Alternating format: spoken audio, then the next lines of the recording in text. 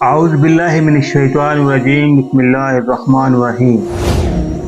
غزوہ خیبر اس غزوہ کو کہتے ہیں جو 7 ہجری کو مسلمانوں اور یہودیوں کے درمیان لڑی گئی، کیونکہ یہود نے دوسرے عرب قبائل کے ساتھ مل کر مسلمانوں کے خلاف سازش کر کے امن معاہدوں کو توڑا تھا۔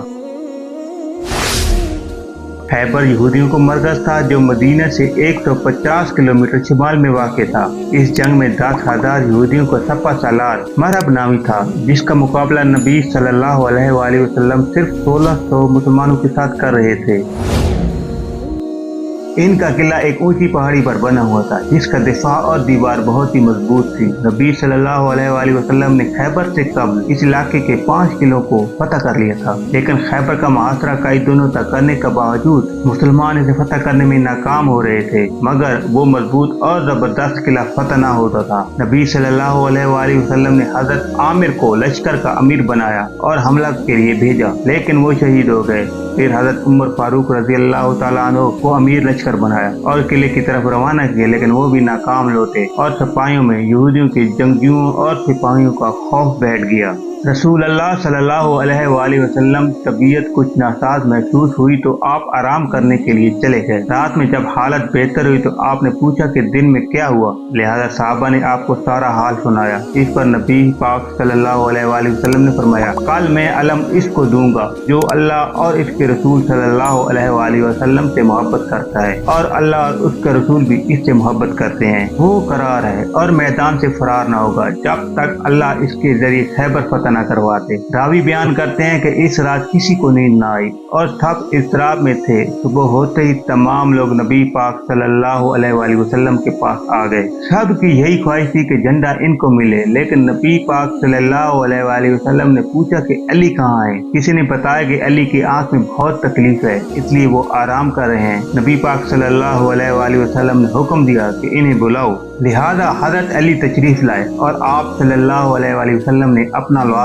دہن کو حضرت علی کے آنکھ پر لگایا، پھر آپ کے حق میں دعا کی اور دعا کرتے ہی وہ ایسے شفا یاب ہو گئے گویا ان کو کبھی کوئی تکلیف ہی نہ تھی۔ آپ صلی اللہ علیہ وآلہ وسلم نے جھنڈے کو مولا علی علیہ السلام کے ہاتھ میں دیا اور نصیحت کرتے ہوئے فرمایا، اے علی، پہلے ان سے نرمی سے بات کرنا اور انہیں اسلام کی دعوت دینا۔ خدا کی قسم، اگر تمہارے ذریعے ایک آدمی بھی ہدایت پر آ گیا تو یہ اللہ کی راہ میں ایک سرخ اونٹ صدقہ کرنے سے بھی بہتر ہے۔ جب مولا علی علیہ السلام لشکر سمیت قلعہ خیبر کے دروازے تک پہنچے تو یہودیوں کی طرف سے مرحب رجش پڑتا ہوا باہر آیا تو مسلمانوں کے لشکر کی طرف سے خود مولا علی تشریف لے گئے، اور آپ نے بھی یوں رجس پڑھا کہ میں وہ ہوں جس کی ماں نے اس کا نام حیدر یعنی شیر رکھا ہے۔ مرحب نہایت ہی قد آور اور چٹان جیسا وحشی جنگجو تھا، اس کی ہیبت سپاہیوں کے دل و دماغ میں بیٹھی ہوئی تھی اور یہ مقابلہ نہایت ہی سخت نظر آ رہا تھا۔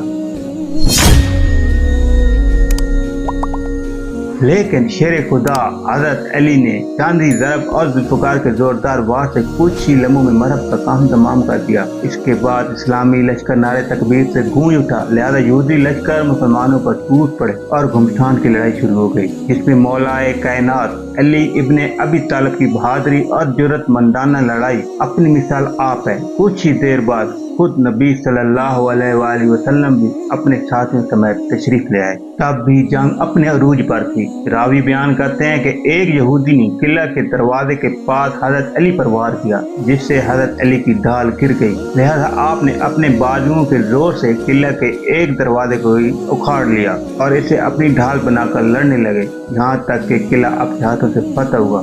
مختلف روایتوں کے مطابق بیان کیا جاتا ہے کہ بعد میں 40 صحابہ نے اسے مل کر اٹھایا تھا۔ محققین اس دروازے کا وزن 100 من لکھا ہے۔ اس فتح کی وجہ سے شیر خدا حضرت علی کو فتح خیبر بھی کہا جانے لگا، جو آپ کی شجاعت اور جرأت کی ایک مثال ہے۔ اللہ کی طرف سے آپ کو بہترین قوت عطا کی گئی تھی، جسے آپ نے جہاد فی سبیل اللہ میں استعمال کیا اور فتح یاب ہوئے۔ امید کرتے ہیں آپ کو ہماری آج کی یہ ویڈیو پسند آئی ہوگی۔ مزید اچھی ویڈیو کو دیکھنے کے لیے ہمارے چینل کو سبسکرائب کر لیں۔ اپنا خیال رکھیے گا۔ اللہ حافظ۔